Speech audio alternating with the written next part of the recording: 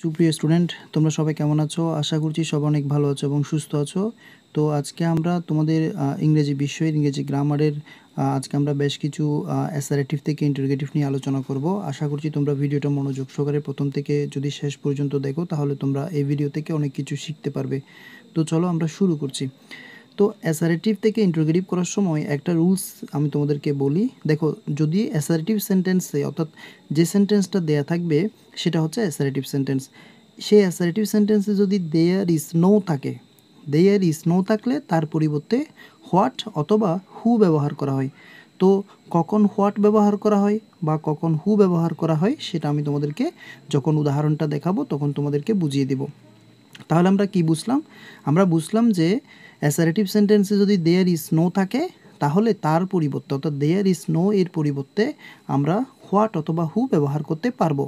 তো কখন হোয়াট কখন হু সেটা নিয়ে আলোচনা করতেছি। দেখো, এখানে অ্যাসারেটিভ সেন্টেন্সে বলা আছে there is no use of this ল।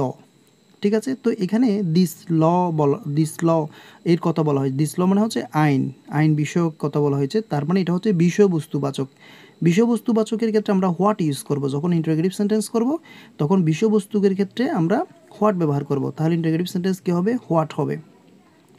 তো দেয়ার ইজ নো এর পরিবর্তে আমরা এখানে হোয়াট ব্যবহার করেছি যেহেতু এটা বিষয়বস্তুবাচক। হোয়াট এরপরে ইজ বসবে, এরপরে the use of this law. What is the use of this law, বাকিটা বসে যাবে। আশা করছি বুঝতে পেরেছো। এখানে ইউজের পূর্বে একটা দ্য আর্টিকেল বসবে। তাহলে what is the use of this law, এরপরে প্রশ্নবোধক চিহ্নটা তোমাকে দিতে হবে।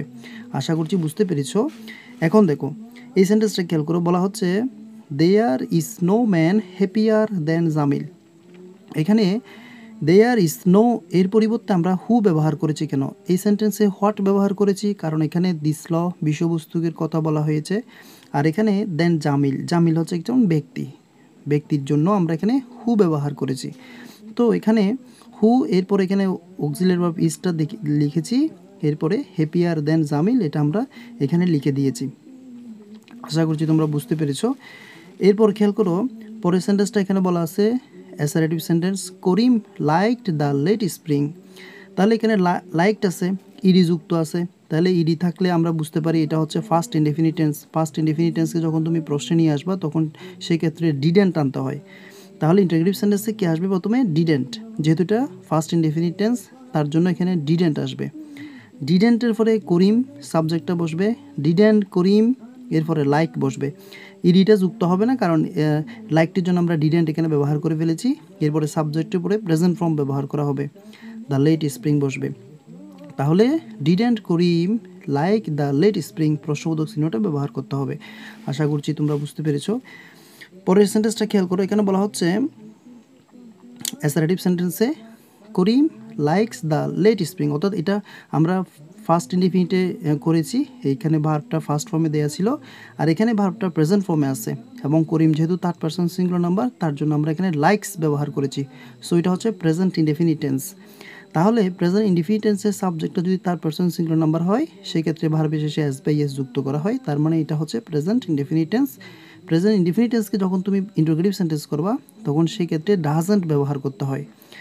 সাবজেক্ট যদি থার্ড পারসন সিঙ্গুলার নাম্বার হয় সেক্ষেত্রে ডাজন্ট ব্যবহার করতে হয়। তাহলে ডাজন্ট এরপরে সাবজেক্ট বসবে করিম, এরপরে লাইক বসবে, এসটা বসবে না কারণ এসের জন্য আমরা কিন্তু এখানে ডাজন্ট মূলত ব্যবহার করে ফেলেছি। তাহলে এখানে লাইক বসবে, এরপরে দ্য লেট স্প্রিং এখানে বসবে, প্রশ্নবোধক চিহ্নটা দিতে হবে। সবসময় একটা জিনিস মনে রাখতে হবে যে ইন্টারোগেটিভ সেন্টেন্স করার সময় অবশ্যই লাইনের শেষে তোমাকে প্রশ্নবোধক চিহ্নটা ব্যবহার করতে হবে।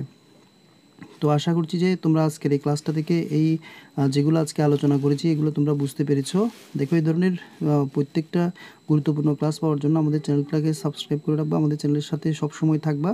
প্রতিদিন সন্ধ্যা 6টায় আমাদের চ্যানেলে ভিডিও আপলোড করা হয়। আশা করছি তোমাদের এই চ্যানেলের মাধ্যমে অনেক উপকার হবে। পরবর্তী একটা ভিডিও দেখা হবে। চ্যানেলটাকে সাবস্ক্রাইব করে রাখবা। ধন্যবাদ সবাইকে এতক্ষণ ধরে সাথে থাকার জন্য।